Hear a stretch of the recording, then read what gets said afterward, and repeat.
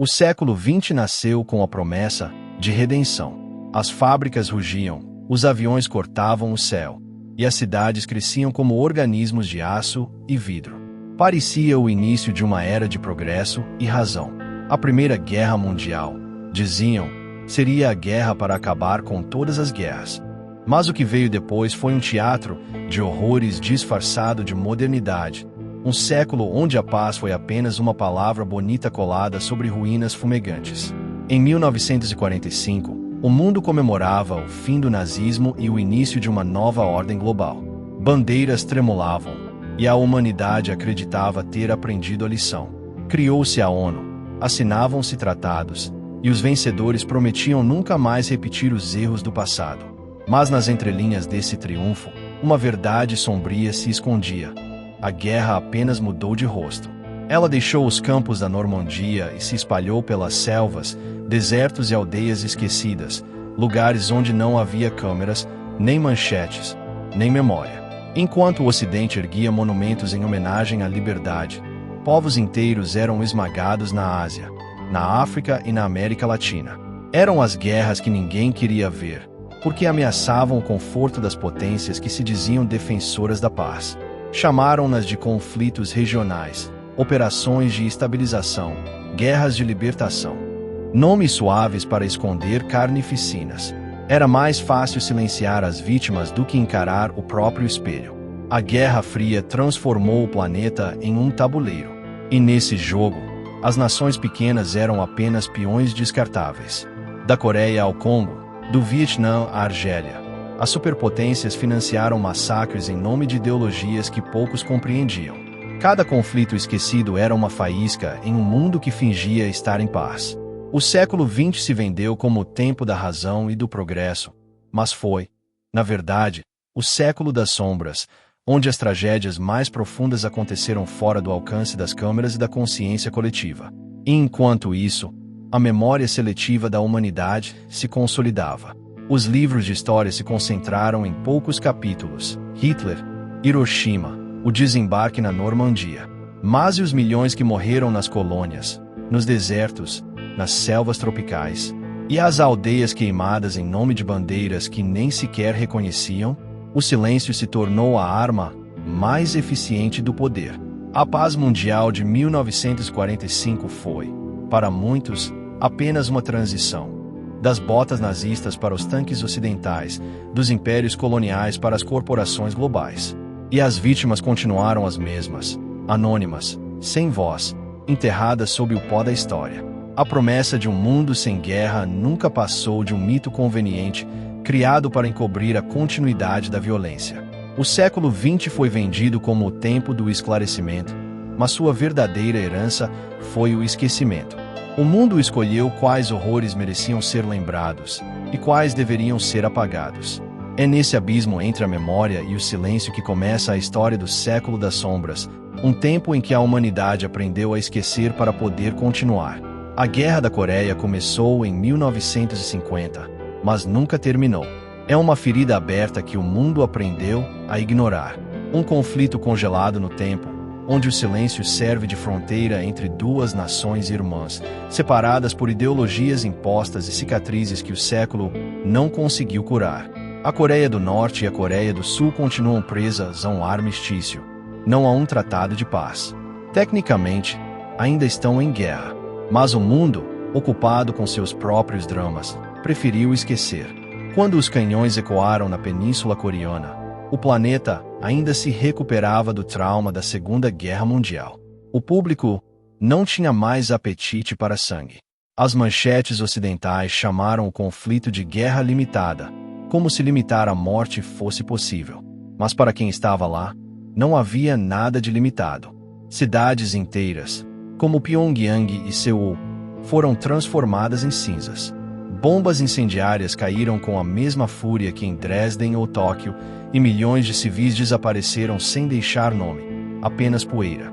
Os Estados Unidos chamaram sua participação de policiamento internacional. A União Soviética e a China, por trás das cortinas, abasteciam o outro lado. Assim, a Península Coreana virou o primeiro palco da Guerra Fria, um campo de testes onde as superpotências experimentaram suas novas armas, estratégias e alianças.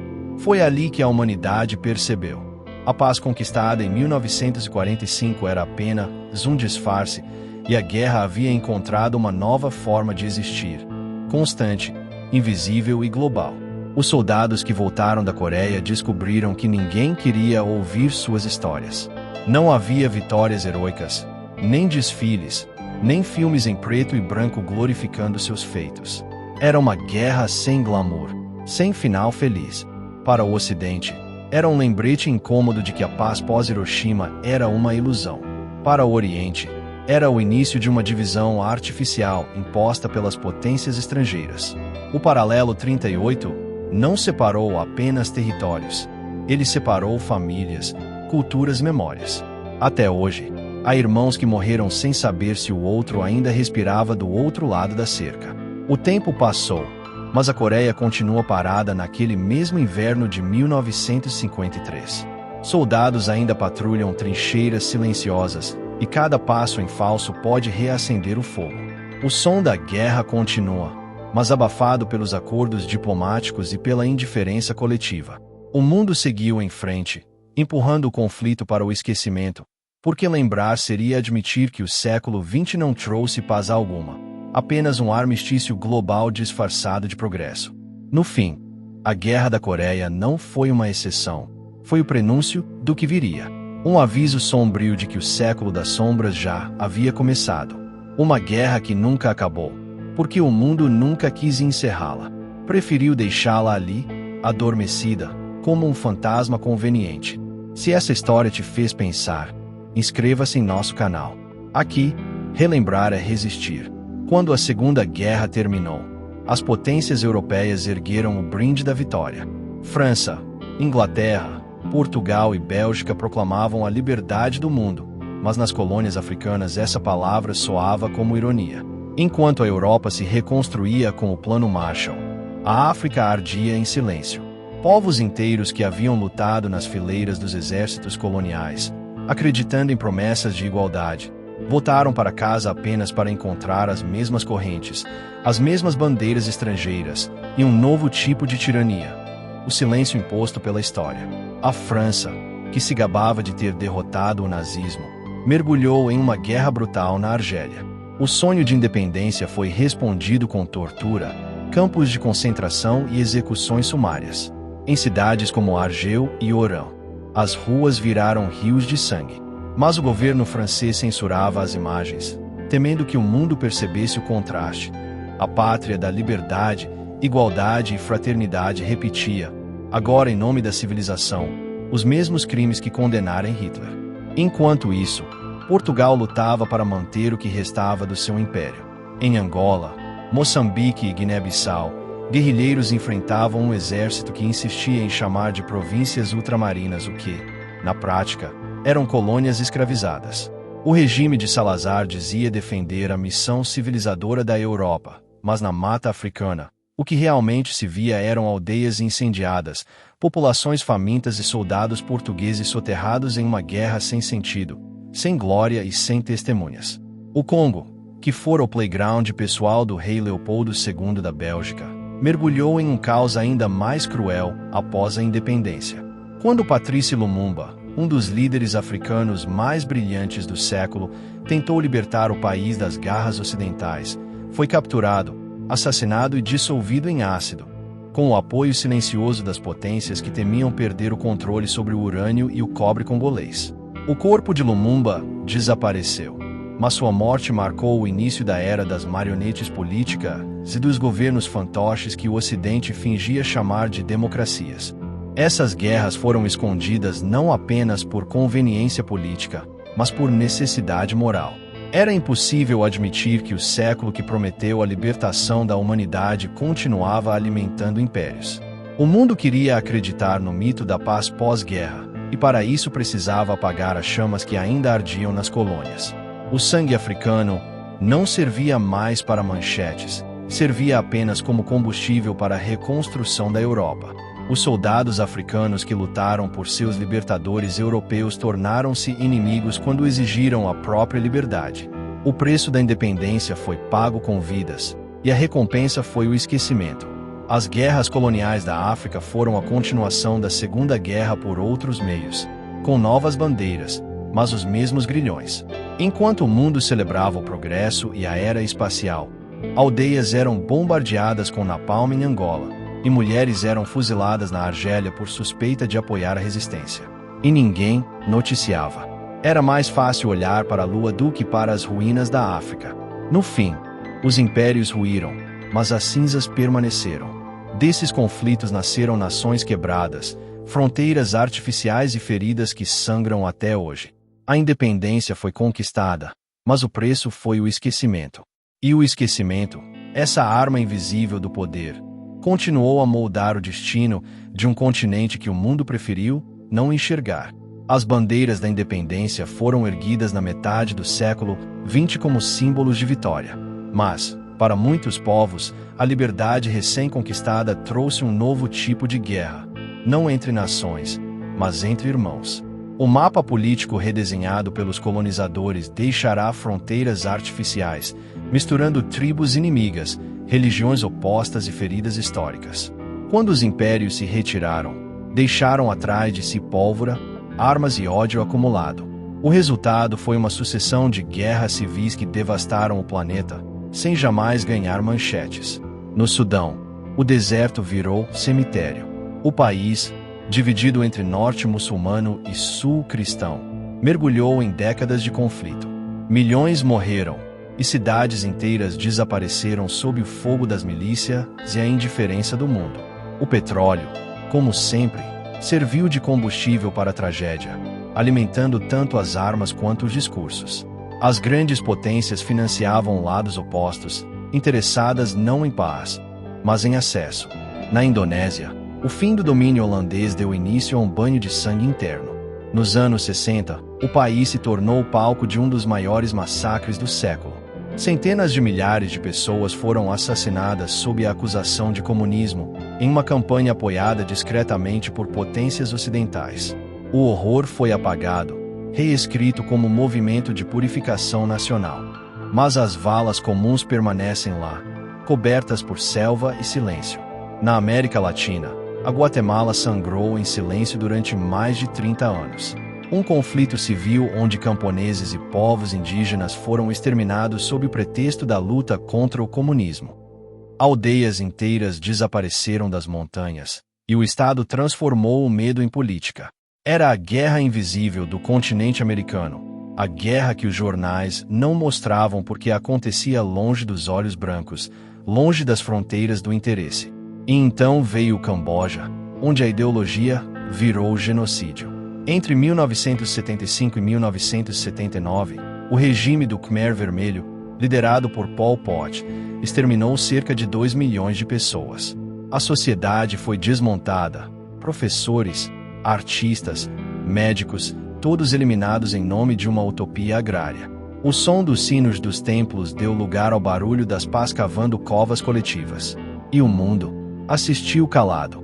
O Vietnã só invadiu o país anos depois, quando o cheiro da morte já impregnava o solo. Essas guerras civis foram apresentadas como problemas internos, mas eram, na verdade, as sequelas da dominação global. Cada massacre foi uma herança direta das fronteiras coloniais, das armas deixadas para trás, dos governos fantoches erguidos às pressas para servir a interesses externos. O século XX se disfarçou de mediador, mas foi cúmplice. E as vítimas, sem rosto e sem nome, foram apagadas pelos mesmos que alimentaram os conflitos. Nenhuma estátua foi erguida para elas. Nenhum tratado as mencionou.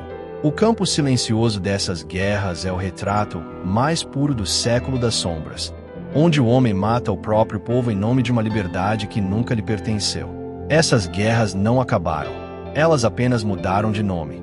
Chamam-se agora crises humanitárias, intervenções, operações de estabilização. Mas a essência permanece a mesma. Um mundo que continua tratando vidas humanas como notas de rodapé da história. Quando o clarão de Hiroshima iluminou o céu, em 1945, o mundo acreditou estar vendo o fim da guerra. Mas, na verdade, aquele brilho marcou o início de um novo tipo de escuridão. A era atômica nasceu sob aplausos, apresentada como símbolo de poder, progresso e dissuasão. O homem havia conquistado o segredo do Sol. Mas o que ninguém dizia é que, ao mesmo tempo, ele havia selado o pacto com sua própria extinção. As décadas seguintes se transformaram em um jogo de medo e silêncio. Enquanto os jornais falavam em avanços científicos, centenas de explosões nucleares devastavam territórios invisíveis no mapa. As Ilhas Marshall, por exemplo, tornaram-se o laboratório do apocalipse.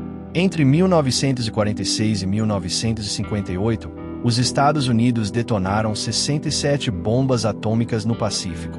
Povos inteiros foram removidos de suas terras ancestrais, e os que ficaram sofreram os efeitos da radiação até o fim da vida. Crianças nasceram com deformações, oceanos foram contaminados, mas para o mundo, aquilo não passava de testes científicos. Do outro lado do planeta, na União Soviética, as planícies de Semipalatinsk, no Cazaquistão, eram um espelho sombrio do mesmo horror. Mais de 400 explosões transformaram a região em uma zona morta. Vilas desapareceram, rios se tornaram veneno, e gerações inteiras carregam até hoje as mutações de uma guerra que nunca foi declarada. A população local não sabia que vivia sobre um campo de testes. Descobriu apenas quando a morte começou a nascer de dentro do próprio corpo. Mas o século das sombras nucleares não se limitou às superpotências. A França testou suas bombas no Saara argelino e depois nos atóis da Polinésia, contaminando o ar e o mar de povos que nunca tiveram voz.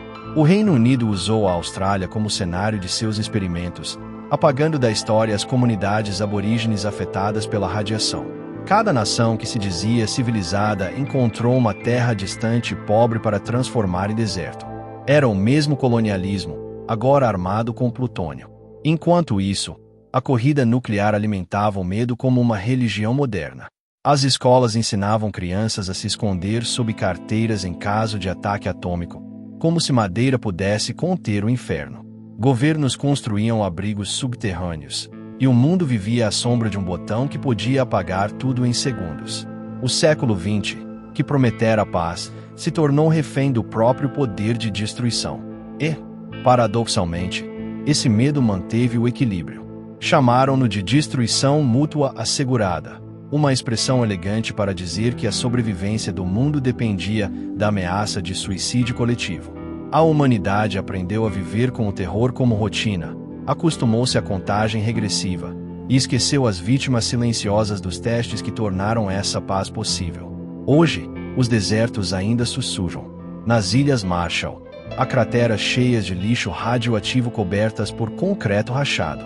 Em Semipalatinsk, há aldeias onde cada família perdeu alguém para o câncer. O vento carrega partículas invisíveis, fantasmas do progresso. O século das sombras nucleares não terminou com a Guerra Fria. Ele apenas se camuflou nos arsenais que ainda existem, prontos para lembrar o homem do preço da sua própria arrogância.